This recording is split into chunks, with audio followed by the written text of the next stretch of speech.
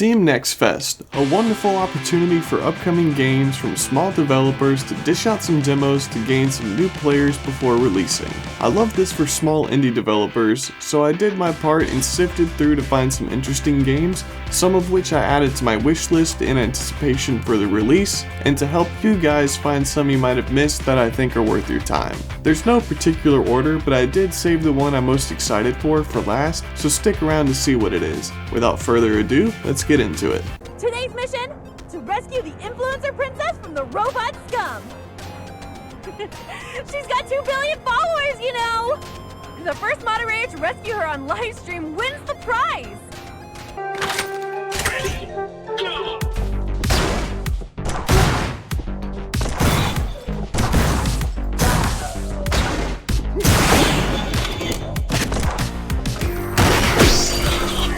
First up, we have Mullet MadJack. Mullet MadJack is a first-person boomer shooter that takes place in a cyberpunk dystopian anime. The game's premise is you're a live streamer making his way through an endless building full of enemies, and you must keep killing to keep the likes flowing, as when your audience interest dies, so do you. On one hand, I love the super saturated anime style, but it can get a little overstimulating, but that also makes it incredibly visually engaging. It only gets hard to read when you're moving fast. The colors can begin to mix together. They make the important things easy to read and obvious, like healing. You'll also get an audio cue to let you know you're fully healed, so you don't have to take your eyes away from the action. The sound effects of gunshots and killing the bad guys are nice and crisp, and the gameplay mechanic of needing to kill enemies for extra time to keep you alive is new to me, and I enjoy how this pressures the player to play quickly and decisively. Each floor can take about a minute or less to clear, so you can feel like you make a significant amount of progress even in shorter play sessions. With every level completed, you unlock one of 3 new upgrades, so it can really change up your gameplay based on what you choose. New weapons, extra time per kill, explosive barrels, and ricocheting bullets to name a few. I really enjoyed the demo for this game. It has easily secured a spot on my wish list.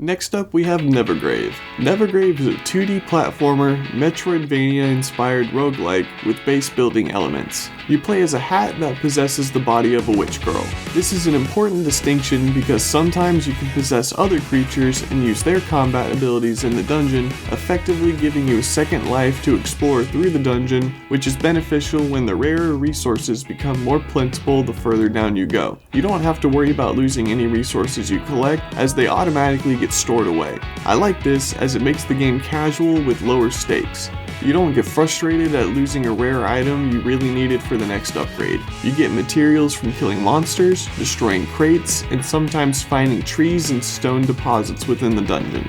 With your gathered materials like wood, stone, and gold, you can build new facilities in your town. The researcher allows you to spend gold to fully research blueprints you either find or are given. These blueprints unlock new weapons, abilities, and facilities for your town.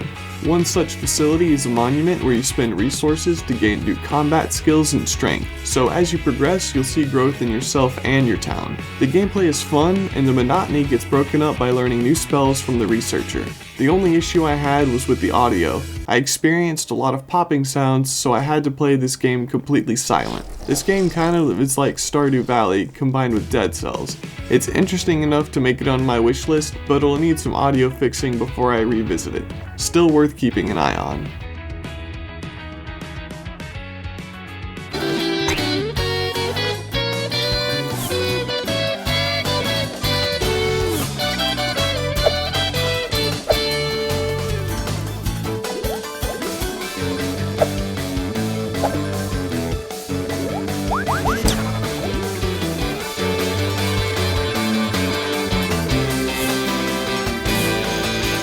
third, we have Rollin Rascal.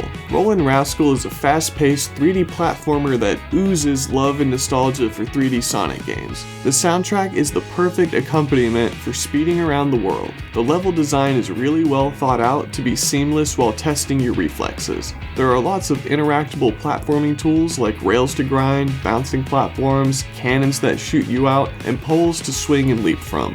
The beta is limited to just one level in the tutorial, so you don't really get to learn what the coins and collectibles are used for, but my hope is some kind of optional upgrade system to unlock new abilities. The visuals are beautiful and the animation is some of the best I've ever seen in a 3D game. There's not much more to say than this game is just incredibly fun. If you enjoy Sonic, then this is a must-get when it comes out. As a Sonic fan for myself, this has easily secured a spot on my wishlist.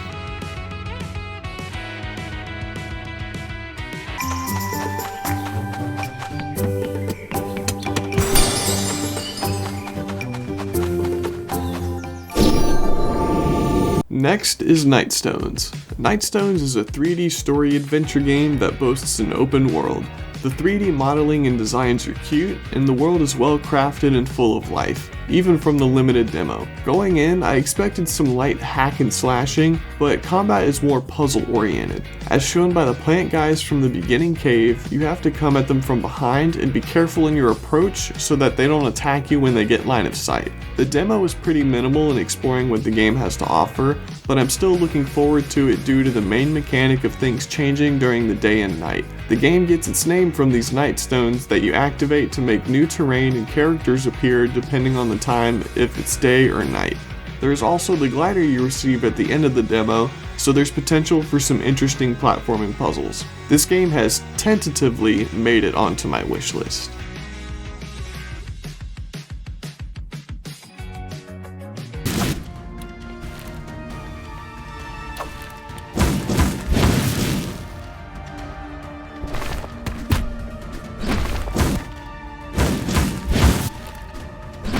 And last but certainly not least, we have Emberbane. Emberbane is like an Avatar: The Last Airbender Metroidvania. Play as this lady who starts as a student of the element of fire. The pixel art is vibrant and beautiful, and all the animations are incredibly fluid. In the demo, I didn't make it far enough to see if you unlock another element that's shown off in the trailer, but I suppose they didn't want to give everything away. Anyway, as you progress, you unlock more abilities for your fire abilities, and in Metroidvania fashion, you'll backtrack to use some of these to progress to later parts of the level. It feels pretty satisfying to go back and reach an area that you couldn't before. There are some interesting platforming sections that are fun to traverse, and some serve as puzzles. In one section, you get chased by what seems to be an avatar of death, and you have to think and act fast to get through as quickly as possible, sometimes using your flames to light torches to open doors for you.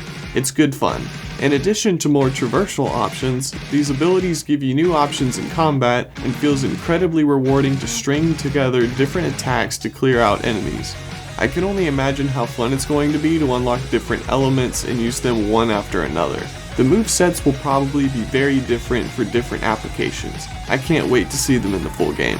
The one boss fight I did took a long time. I had to wait for him to do a specific move to open up his defenses for me to attack, so if he didn't do that move for a while, it just became a waiting game. When you defeat enemies, they drop some colorful orbs, and I assume this to be some kind of currency, as you sometimes pass by this guy who looks like a shopkeeper, but this is apparently inaccessible in the demo. If you couldn't tell already, I'm a big fan of Avatar and good Metroidvania style games, so a game like this is a dream come true. It has easily secured a spot on my wish list. I'm really anticipating seeing this one fully released. That's all I have for this video. Did you see any games that interest you? Let me know in the comments if you're excited for these games or any other ones that I might have missed. I'll be doing another video on some more demos, so look forward to that. Take care, and I'll see you guys next time.